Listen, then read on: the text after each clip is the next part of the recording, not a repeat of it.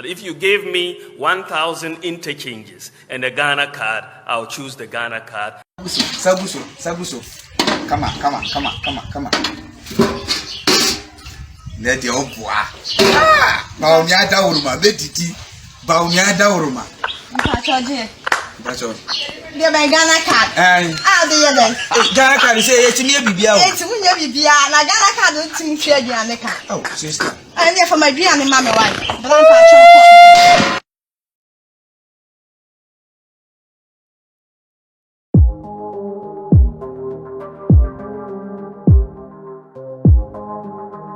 The government's digitalization ambitions.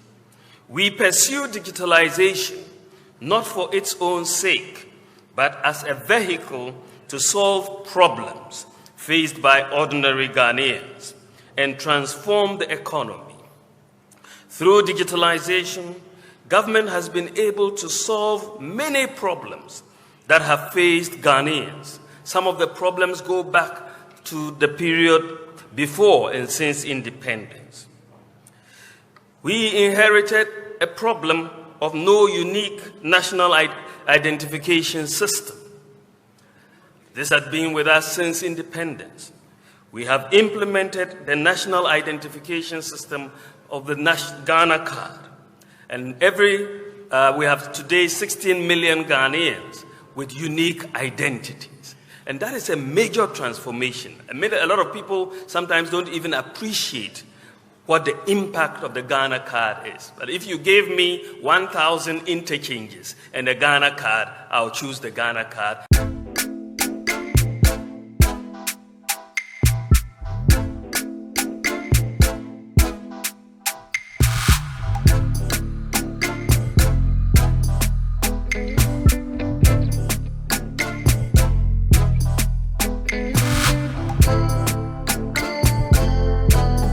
Because it has more impact on development. With the Ghana card, access to student loans today is without the need for a guarantor. You first needed a guarantor to give you a student loan. But with digitalization and the implementation of it, we now can access student loans without the need for a guarantor. We had no functional address system in Ghana. But with digitalization, we've implemented the digital address system, a national property digital address system, where you have addresses for every 5 by 5 square meter of land or water in Ghana. So we can find every place with a digital address in Ghana. And that is a major, major innovation, and that is one of the benefits of the digitalization agenda. Many of our Ghanaians in the diaspora were bearing the problem and cost of the acquisition of visas by diaspora Ghanaians. Many have in fact, lost passports in the process of applying for visas from Ghanaian embassies abroad.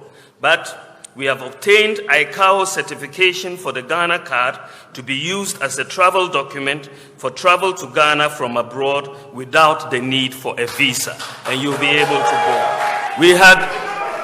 We had no mobile money interoperability. You could not, in fact, transfer money from one mobile company to another.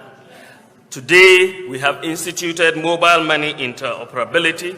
You can transfer money from one mobile company to another, but also you can transfer money from a bank to a mobile wallet and vice versa. We are the first and the only country in Africa with this type of mobile money interoperability. The majority of adults in Ghana did not have a bank account. But today, with mobile money interoperability and the Ghana card, over 90% of adult Ghanaians either have mobile money account or a traditional bank account. Both perform practically the same function. And today in Ghana, to open a bank account, all you need is your Ghana card. You don't need to visit a bank. You don't need to fill a form. You just dial a USSD code, you put in your Ghana card number, and your account is open. And that is how you move. We are solving a problem that has bedeviled a lot of Ghanaians. For example, we have our Visa and MasterCards, which are generally not accepted for e-commerce abroad. I'm sure many of you have experienced some of the problems, and many people try to go through PayPal. But because of the progress we've made in our payment system architecture, we've engaged Visa and MasterCard, and now Ghana is going to be a processing hub for Visa and MasterCard, and the rejection of our cards for global e-commerce will now become a thing of the past later this year when we move. We had difficulty of renewing the national insurance membership. Some of our people in the districts had to go and sleep for days just to renew their national insurance cards. Today, because of digitization, you can renew your national insurance membership on your phone, pay within minutes, and it is done. We had difficulty and inconvenience in buying electricity units. And if your electricity units run out in the middle of the night, you have to wait till the next day and visit the ECG office. Today, because of digitization, we've digitized the process, and you can buy electricity units on your phone and without any problem. You had problems in obtaining passports. You had problems in obtaining passports. You had to deal with Goro boys and pay bribes. Today, the process is online, and you can apply for your passport without any hassle, pay your fees, and have it delivered. And what we have seen is quite remarkable and dramatic. When we started the digitization in 2017, the total revenue of the passport office was 1 million Ghana cedis. Today, it has jumped to 56 million Ghana cedis in 1 year. And that is a major, and the number of passports that people have applied for at the beginning of 2017, we had 16,000 a year. Today, 498,000, because you can sit at home and apply for it, and the revenue has gone up. We had a lot of problems with bureaucracy and corruption at the ports. Today, we have digitized the process of clearing goods at the ports. We have paperless ports, and that has really significantly reduced the corruption and bureaucracy at the port. We had difficulty and bureaucracy in applying for scholarships, but following the digitization of the scholarship secretariat, everyone is able to apply for scholarship and receive the scholarship in the comfort of their home via online applications. We had to deal with fake insurance certificates, motor insurance certificates, and the difficulty of checking the validity of motor insurance certificates. There were a lot of fake motor insurance certificates. And we have implemented and digitized the motor insurance database, which can be accessed very simply on your mobile phone by yourself or the police. And you can just dial a USSD code and know whether the vehicle you are about to board has insurance or not. Just this week in the UK, someone driving a Lamborghini was stopped, and the police officer was not able to tell whether this vehicle was insured. So they had to tow the vehicle. They had to tow the vehicle. It came in the news because they couldn't establish whether the vehicle had insurance. Now they need to come and implement the motor insurance database because they could have just used their phone to find out whether the vehicle was insured or not. So we are ahead of many of the advanced countries in this area. We're ahead. One of the problems we have had is the lack of transparency in accounting for travel expenses by government. You know, and when you are given per diems and accounting for it becomes a lot of difficulty. And so we have implemented and digitized the process with a government travel card through the Controller and Accountant General Department. So we have introduced a travel card for all government officials, which will keep a record of all payments made by officials during travel. So there will be no more kululu in the process of accounting for your travel.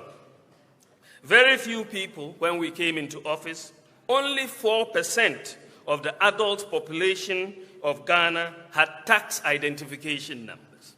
Only 4%. Now, with digitization, we turn the Ghana card ID into the tax identification number, and by so doing, we have increased the proportion of adults with tax identification numbers from 4% to 85% today. There's also the issue of fake birth certificates and so on. We've digitized that process, and we are getting a whole lot from there. The GRA, there was a problem, the difficulty being experienced by people in filing and paying taxes. The GRA has completed the development of a mobile application which will simplify the tax filing and payment process. In fact, in this process, we had to meet with a few Makolo market women just to get a sense of how we needed to simplify the tax application process so that at the lowest levels or the highest levels or wherever level you are talking about, everybody should be comfortable filing taxes. So a mobile tax application has been developed. You can file that tax online, and once you do so, you will immediately get a tax clearance certificate. If you have gone through, you don't need to apply separately for a tax clearance certificate. And we should be seeing this outlawed very soon. Football clubs and authorities lost a lot of revenue from corruption associated with ticketing for football matches. Now, we have digitized the process of football ticketing, and suddenly their revenue has skyrocketed amongst football clubs. So we have had a whole lot of reform as a result of digitization.